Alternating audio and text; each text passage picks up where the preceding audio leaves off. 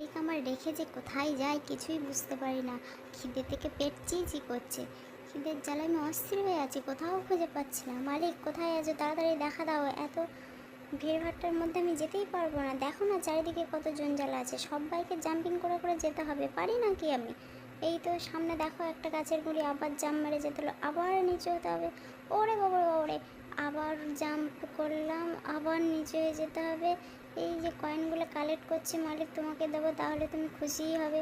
এই যে গাছের গুঁড়ি নিচে দিয়ে যেতে হবে, আর সামনে দুটো গাছ দাঁড়িয়ে আছে, আস্তে আস্তে পাস করে করে যেতে হবে, না হলে আবার বিপদ হতে পারে। পাশ দিয়ে যাচ্ছি, পাশ দিয়ে আবার পাশ দিয়ে যাচ্ছি, পাশ দিয়ে যাচ্ছি।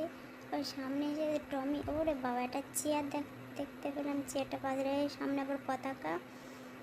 ক্যাকটাস, ক্যাকটাস, মরুভূমির দেশে চলে এলাম আবার।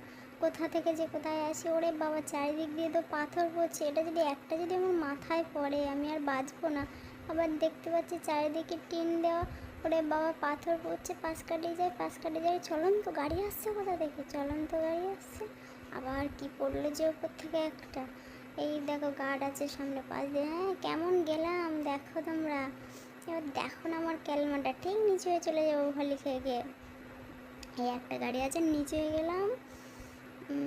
তারপরে ওরে বাবা বাস আসছে কোথা থেকে এতগুলো, বাসগুলো কি আমাকে চাপা দিয়ে দেবে নাকি? বাবা রে, কীভাবে পার হই?